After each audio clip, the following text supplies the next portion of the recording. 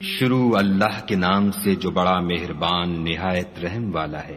سچ مچ ہونے والی، وہ سچ مچ ہونے والی کیا ہے؟ اور تم کو کیا معلوم ہے کہ وہ سچ مچ ہونے والی کیا ہے؟ وہی کھڑکھڑانے والی جس کو سمود اور عاد دونوں نے جھٹلایا۔ سو سمود تو کڑک سے ہلاک کر دیے گئے، رہے عاد ان کا نہایت تیز آندھی سے ستیہ ناش کر دیا گیا۔ خدا نے اس کو 7 رات اور 8 دن ان پر چلائے رکھا۔ تو اے مخاطب، تو لوگوں کو اس میں اس طرح ڈھے اور مرے پڑے دیکھے جیسے کھجوروں کے کھوکھلے تنے۔ بھلا تو ان میں سے کسی کو بھی باقی دیکھتا ہے؟ اور فرعون اور جو لوگ اس سے پہلے تھے اور وہ جو الٹی بستیوں میں رہتے تھے سب گناہ کے کام کرتے تھے۔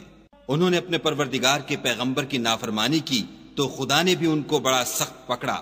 جب پانی طغیانی پر آیا تو ہم نے تم لوگوں کو کشتی میں سوار کر لیا تاکہ اس کو تمہارے لیے یادگار بنائیں اور یاد رکھنے والے کان اسے یاد رکھیں۔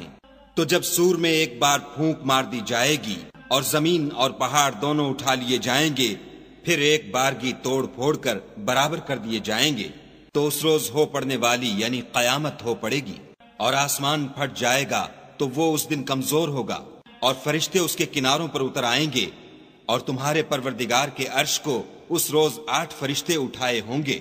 اس روز تم سب لوگوں کے سامنے پیش کیے جاؤ گے اور تمہاری کوئی پوشیدہ بات چھپی نہ رہے گی۔ تو جس کا اعمال نامہ اس کے داہنے ہاتھ میں دیا جائے گا وہ دوسروں سے کہے گا کہ لیجئے میرا نامہ اعمال پڑھیے، مجھے یقین تھا کہ مجھ کو میرا حساب کتاب ضرور ملے گا۔ پس وہ شخص من مانے عیش میں ہوگا، یعنی اونچے اونچے محلوں کے باغ میں جن کے میوے جھکے ہوئے ہوں گے۔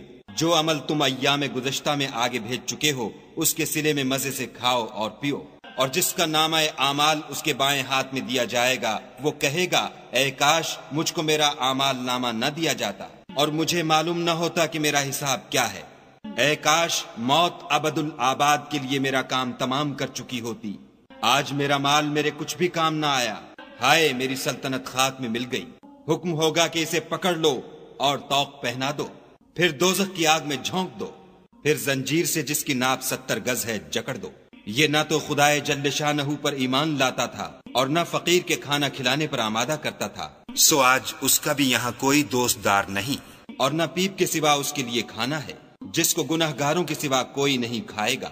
تو ہم کو ان چیزوں کی قسم جو تم کو نظر آتی ہیں اور ان کی جو نظر نہیں آتی کہ یہ قرآن فرشتہ عالی مقام کی زبان کا پیغام ہے، اور یہ کسی شاعر کا کلام نہیں مگر تم لوگ بہت ہی کم ایمان لاتے ہو، اور نہ کسی کاہن کے مزخرفات ہیں لیکن تم لوگ بہت ہی کم فکر کرتے ہو۔ یہ تو پروردگار عالم کا اتارا ہوا ہے۔ اگر یہ پیغمبر ہماری نسبت کوئی بات جھوٹ بنا لاتے تو ہم ان کا داہنا ہاتھ پکڑ لیتے، پھر ان کی رگے گردن کاٹ ڈالتے، پھر تم میں سے کوئی ہمیں اس سے روکنے والا نہ ہوتا۔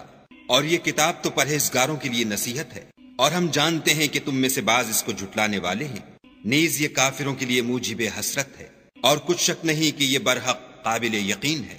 سو تم اپنے پروردگار عز و جل کے نام کی تنزیہ کرتے رہو